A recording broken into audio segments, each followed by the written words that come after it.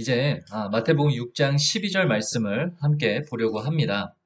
이 기도문은 우리가 흔히 고백하는 일종의 회개의 기도인데요.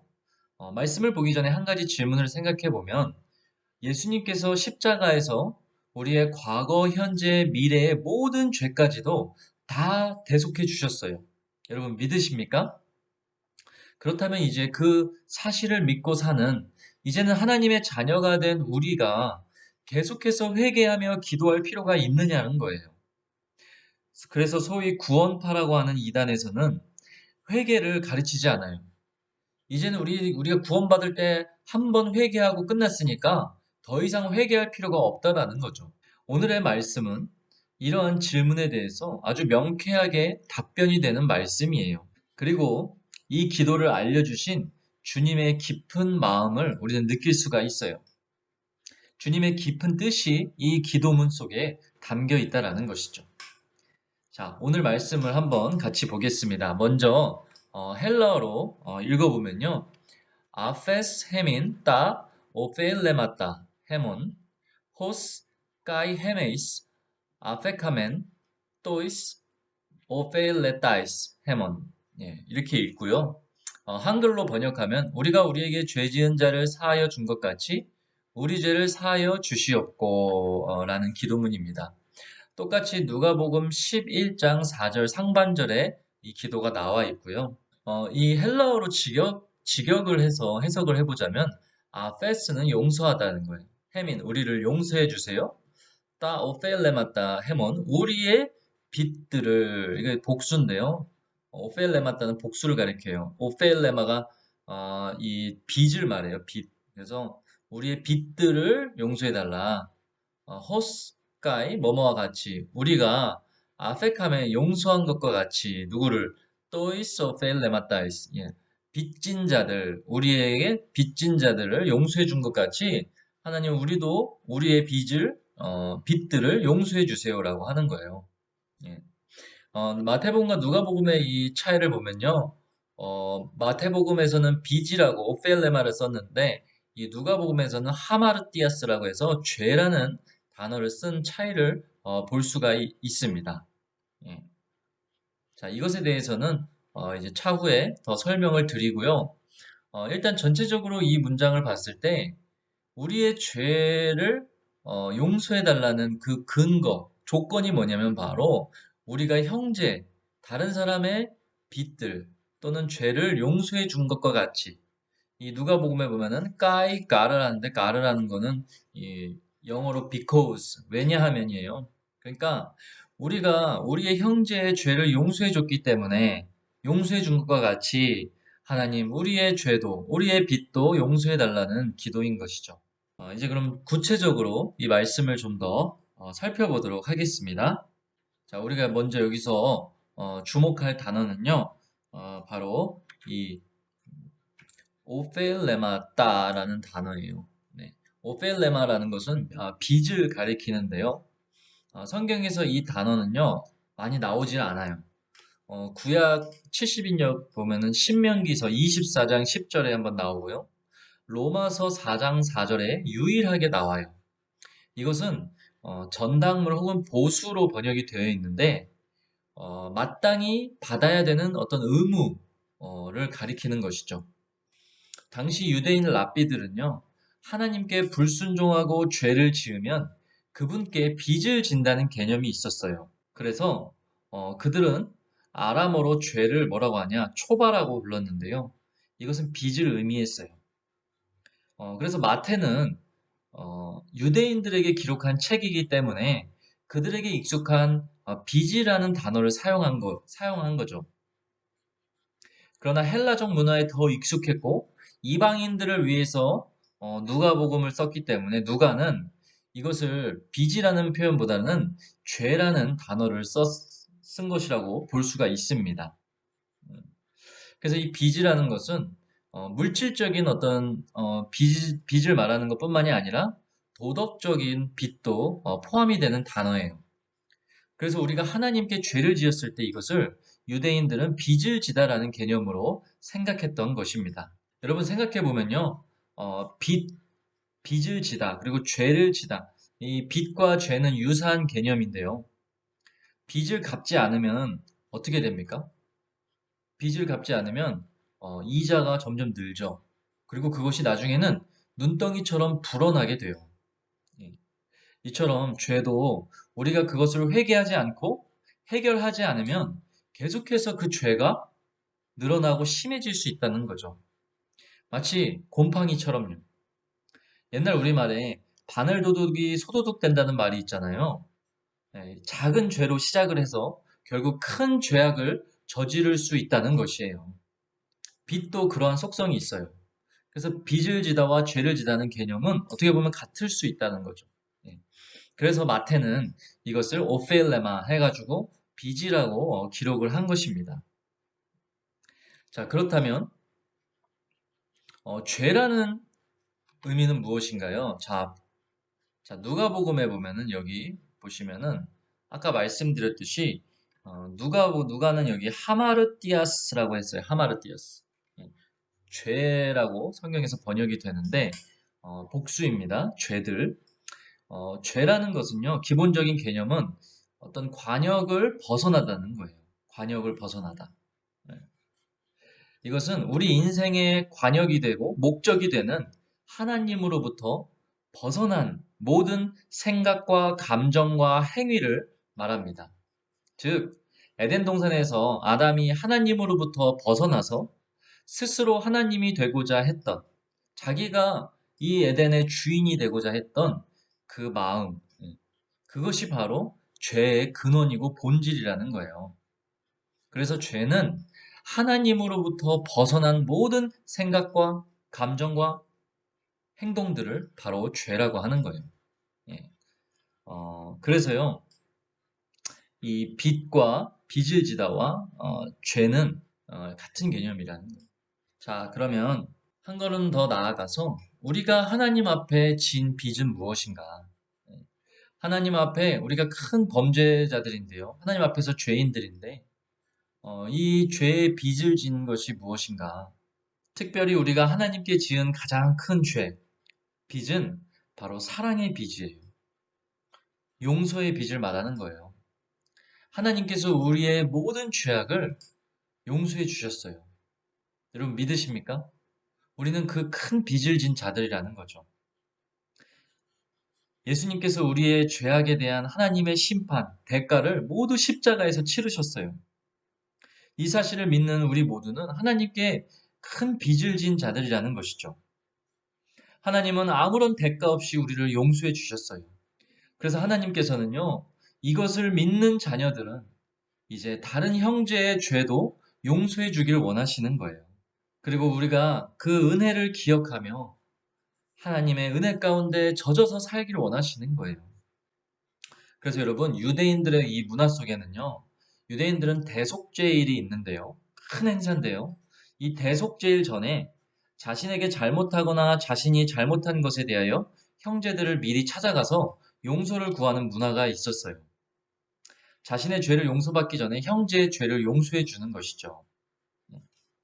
마태복음 18장에 보면 예수님도 천국은 종들에게 결산하는 어떤 임금과 같다고 했어요. 그의 종들에게 빚을 이제 결산하려는 어떤 왕이 나오는데요. 그 왕은요, 1만 달란트 빚진 자를 용서해 주었어요. 그 사람이 뭐 자기의 목숨을 바쳐서라도 갚을 수 없는 돈인데요. 그 왕이 너무 불쌍해서 그냥 한 번에 다 용서해 주신 거예요. 근데 그 사람이 어떻게 합니까? 집에 돌아갈 때에 자신에게 100데나리온 빚진 형제를 용서하지 않는 아주 배은망덕한 모습을 보입니다. 여러분, 마태복음 18장 28절에 보면 언급된 이 100데나리온은요. 1만 달란트에 비하면 0.00001%에 지나지 않아요. 비교할 수 없는 금액이죠. 예. 1만 달란트라는 빚은요. 그 사람이 자기 가족을 다 동원하고 자기 목숨을 바친다 해도 절대로 갚을 수가 없는 돈이라는 거예요. 그것은 온전히 왕의 자비로만 해결될 수 있는 문제라는 것이죠. 그러한 죄를 용서받은 사람이 당연히 형제의 그 조그만 죄를 용서해 주라고 용서해 줘야 되는데 그 사람은 그런 것을 행하지 않는 거예요. 결국 어떻게 됩니까? 다시 왕에게 끌려와서 엄청난 형벌에 처하게 되는 거예요. 여러분, 마지막 날에 주님께서 다시 오실 것입니다. 그리고 우리의 모든 행위를 보시고 결산하는 때가 올 거예요. 그때 주님은 우리가 그분의 용서를 경험한 자로서 어떻게 그리고 얼마나 이웃들을 용서해주며 형제를 용서하며 살았는지를 주님이 물어보실 거예요. 그래서 예수님의 사도들, 제자들은 동일하게 이렇게 말씀을 합니다. 어, 먼저 바울, 로마서의 13장 8절에서 바울은 피차 사랑의 빚 이외에는 아무에게든지 아무 빚도 지지 말라. 남을 사랑하는 자는 율법을 다 이루었느니라. 우리가 사람과의 관계에서 사랑의 빚 외에는 아무에게든지 빚을 지지 말라는 거예요. 한마디로 형제를 사랑하라는 것인데 형제를 사랑하는 사람은요, 율법을 다 이루었다라는 거예요. 예수님이 우리를 불쌍히 여긴 것처럼 우리도 형제의 연약함을 볼 때, 형제의 죄악을 볼 때도 우리가 불쌍히 여기는 마음을 가져야 되고요. 또한 요한일서 3장 16절에 그가 우리를 위하여 목숨을 버리셨으니 우리가 이로써 사랑을 알고 우리도 형제들을 위하여 목숨을 버리는 것이 마땅하니라. 그가 예수님이 우리를 위하여 목숨을 버리신 것과 같이 우리가 이로써 그분의 사랑을 알고 우리도 형제들을 위해서 목숨을 버리는 것이 마땅하다. 형제 사랑을 어떻게 하라고요? 우리 예수님이 우리를 위해서 목숨을 버린 것처럼 우리도 그 예수님의 길을 따라서 형제를 사랑해야 된다는 거죠. 마지막으로 야고보는 2장 10절에 13절에서 긍휼을 행하지 아니하는 자에게는 긍휼 없는 심판이 있으리라. 긍휼은 심판을 이기고 자랑하느니라. 형제에게 긍휼을 행하지 않는 사람에게는 긍휼 없는 심판이 있다는 거예요. 다시 말해서 하나님께서 무서운 심판을 받는다는 거죠.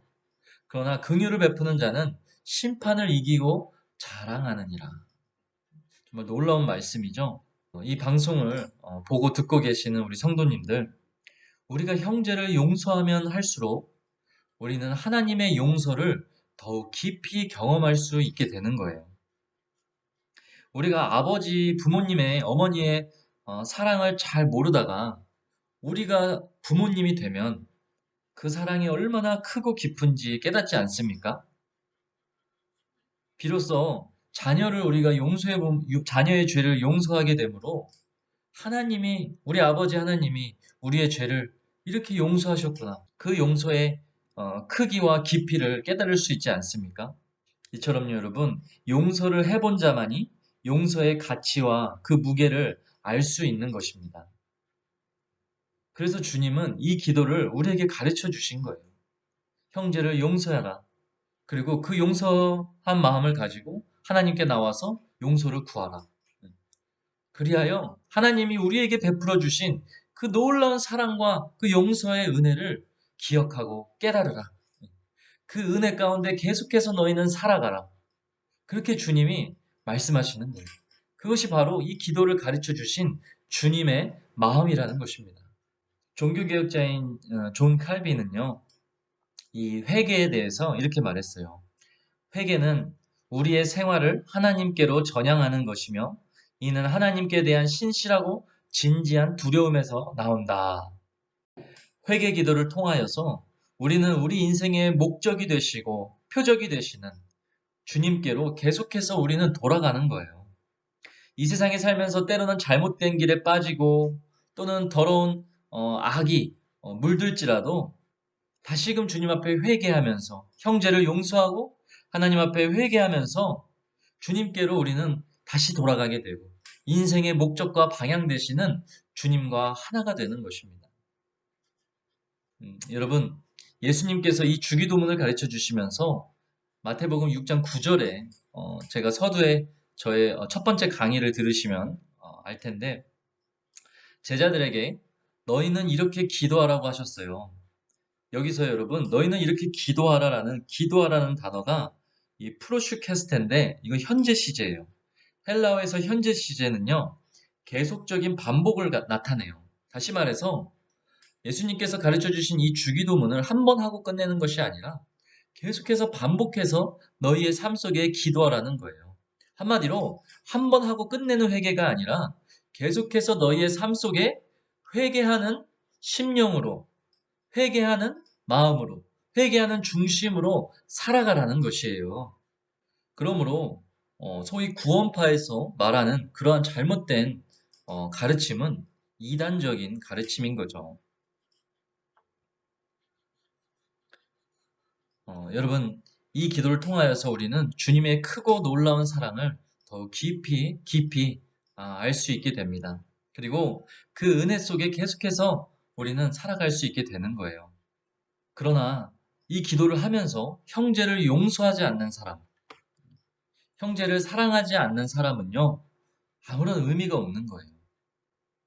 이 루터는요, 이웃에 대해서 화를 내고 용서하지 않는 사람은 이 기도를 할 때 그 사람의 기도가 죄가 된다고 루터는 말했어요.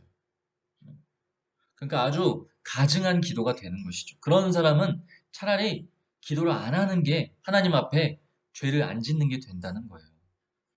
너무나 중요한 사실이죠. 우리 하나님은 자비와 긍휼의 하나님이십니다. 그 하나님을 저와 여러분이 닮기를 바랍니다. 마지막으로 우리가 기억해야 될 것은요. 예수님께서 십자가에 못 박혀 죽으실 때 예수님은 그를 향해서 침을 뱉고 따귀를 때리고 조롱하며 놀리는 그 사람들의 모든 죄를 하나님께 용서해달라고 하고 기도하고 죽으셨다는 사실이에요. 우리는 그분의 제자이고 그분의 자녀임을 기억해야 돼요. 우리는 주님이 가신 그 길을 따라가는 사람들이라는 것이죠. 저와 여러분 모두가 이 기도를 통하여서 늘 하나님께로 향하고 그분 안에 거하시는 믿음의 자녀들이 되시기를 예수님의 이름으로 축복합니다. 감사합니다.